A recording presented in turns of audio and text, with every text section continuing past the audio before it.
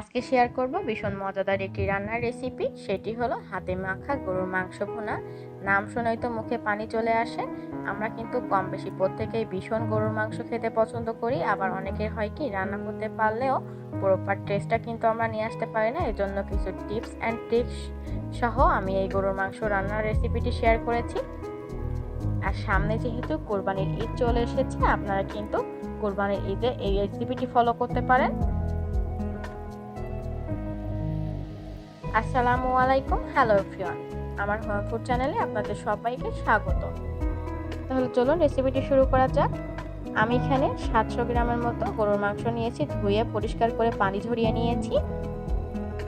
আর মাংসের পিসগুলো আপনাদের একটু দেখিয়ে দিচ্ছি। আর চেষ্টা করবেন মাংস রান্নার ক্ষেত্রে সবসময় একটু চর্বি যেন মাংসেতে থাকে, তাহলে কিন্তু ভালো হয়। তারপর এখানে দিয়ে দিব গোটা গরম মশলা। এখানে আমি দিয়েছি তেজপাতা, সাদা এলাচ দিয়েছি 2 থেকে 3টা, আর দারচিনি দিয়েছি, আর দিয়েছি কালো গোলমরিচ আর লবঙ্গ। তারপর এখানে আমি দিয়ে দিব 1/4 কাপ পেঁয়াজ কোচানো। এখানে আমি দিয়ে দিলাম 1 চামচ রসুনের পেস্ট, আর এখানে দিয়ে দিব 1 চামচ আদার পেস্ট, আর দিয়েছে 3 থেকে 4টা শুকনা মরিচ। কিন্তু গোটা শুকনা মরিচটা এখানে দিয়ে দিলাম। আর এই গরুর মাংসে প্রপার টেস্ট পেতে আপনারা কিন্তু অবশ্যই টক দইটি ব্যবহার করবেন। এখানে আমি 1 চামচ টক দই ব্যবহার করেছি।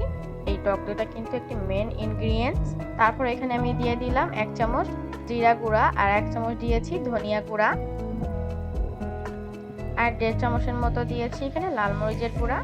ঝালটা কিন্তু আপনারা আপনাদের পছন্দ অনুযায়ী কমিয়ে কিংবা বাড়িয়ে নিতে পারেন। 1 চামচ দিয়েছি হলুদের গুঁড়া, আর এখানে দিয়ে দিলাম 1 চামচ লবণ। পরবর্তীতে লাগলে কিন্তু আমি আবারও এখানে অ্যাড করব লবণটি। আর আধা চামচ দিয়েছি কালো গোলমরিচের গুঁড়া। এখানে আমি 1/3 কাপ দিয়েছি সরিষার তেল। আর একটা কথা, আপনারা চেষ্টা করবেন গরুর মাংসটি রান্না করার সময় অবশ্যই সরিষার তেলটি ব্যবহার করার।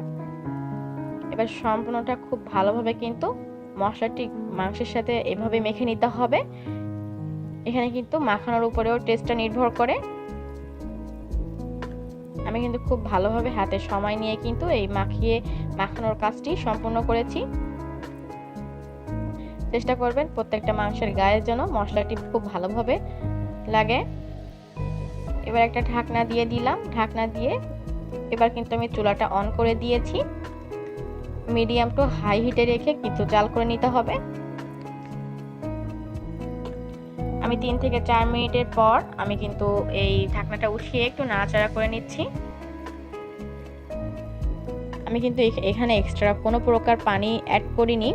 এই মাংস থেকে যে পরিমাণে পানি বেরো হবে তাই দিয়ে কিন্তু কষিয়ে নিব।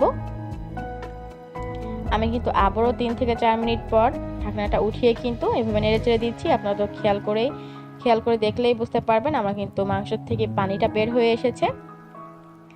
আর এই পর্যায়ে কিন্তু আমার চুলার আঁচটা মিডিয়াম টু লো হিটে রয়েছে।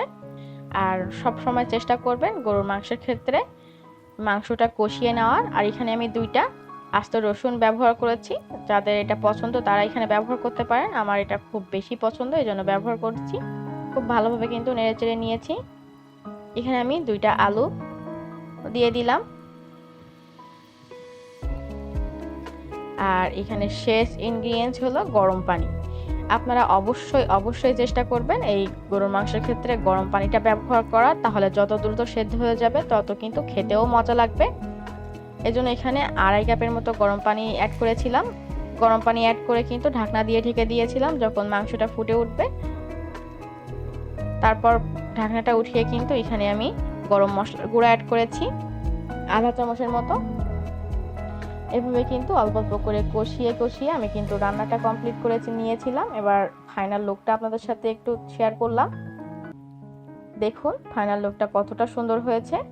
আর উপরে কিন্তু খুব ভালোভাবে তেল উঠেছে। আর মাংসগুলো কিন্তু আমি একটা প্লেটে বেড়ে নিচ্ছি। দেখুন দেখতে কতটা লোভনীয়।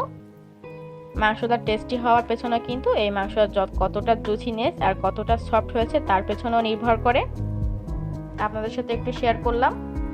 আপনারা একবার হইলেও বাসায় এভাবে গরুর মাংসটি ট্রাই করে দেখতে পারেন, খেতে কিন্তু ভীষণ মজা হয়। আর সামনে তো কোরবানির ঈদ আসছেই, আপনারা কিন্তু কোরবানির ঈদেও এটা ট্রাই করে দেখতে পারেন।